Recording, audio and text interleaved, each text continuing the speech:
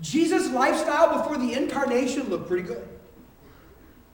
Heaven, throne, angelic servants, 24/7, 365, pretty good lifestyle. And yet he was willing to radically alter the way his experience looked. He was willing to impoverish himself so that others could be enriched. And so it is when we have put our hope in God and not in money, we are actually willing to have a difference in lifestyle because we are giving away a portion of what God has entrusted to us.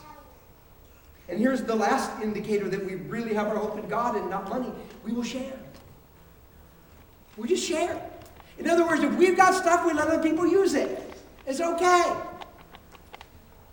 You know, we're going to have a meal, invite somebody over, and they can join that meal with us. You know, we've got a car, we let other people borrow our car, we open up our home, we let people use it for various functions. Whatever the case, but we just share our stuff. These are the things that God said. If your hope is really in me and not money, this is how it looks for you. We think ethically when it comes to how we spend our money, given the fact that we have so much and others have so little. We use our wealth to fix brokenness in our world. We are generous. We give things away to the point that our lifestyle is affected. And we're willing to share whatever we have with those that have less than we have. This is what God is telling all of us rich Americans that we should be doing if we put our hope in God for the most substantial life possible. This leads us to our final observation from the passage this morning. And I would put it like this: when we follow God's instructions on wealth management, we experience fullness of life. See, God says when you do this stuff, when you recognize you're really rich, and then you put your hope in God and not money for the best life possible, and so then you behave in a certain kind of way. When you do that, God said, you will lay up a firm foundation for the life to come, and you will lay hold of the kind of life that's really life. You will have the kind of experience on this planet where you look yourself in the mirror and you say, I like who I am. I like what I'm doing. I feel so good about my life. This is living. Now, you know what? We all have friends this morning that have defected.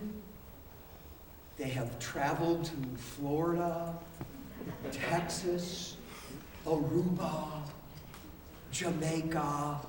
I feel like I should sing Kokomo now, but the Beach Boys. They just defected to all those places, right? And right now this morning, here's what they're doing. They're laying on a beach somewhere in a hammock. Trust me, they're all doing this, every single one. And the sun is already up, and it's a brilliant blue sky, and it's probably about 75 degrees already. And they just heard the forecast. It's supposed to get up in the middle 80s. It's going to be that way all week long. And they've got a nice little iced tea or something in their hand, and there's a gentle breeze blowing. And they're feeling the warmth of the sun on their face, and they're saying to themselves, oh man, this is the life. You know, it does feel good. And those are some of the things God does to bless us that we can enjoy. But you know what God would say? He would say, hey, I know it's cool, it's fun, it's a blast. But it's not the life.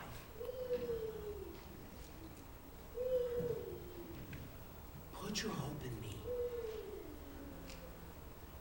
Recognize how rich you are. And then just spend money ethically. Do good deeds to fix the brokenness in the world. Be generous to the point that your lifestyle is actually altered. Share what you've got with other people. And listen, that's the life. You know why it's the life? Because it knocked over a domino, which knocked over another one, and another one, and another one, and it set off a chain of events, listen carefully, that changed our world for the better, listen, and changed how eternity is experienced by an untold number of people. And that is the life. It's the life that's really life. It's a life God challenges you and me to live. Thank you, Father, for the opportunities that we have to be together this morning. And Lord, just to be reminded that we have so much.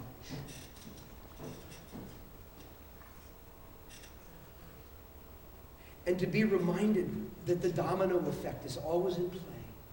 And that we could take this so much that we've got and we could actually use it to set off a chain of events that significantly alters the way our world will look and feel in the years and generations to come.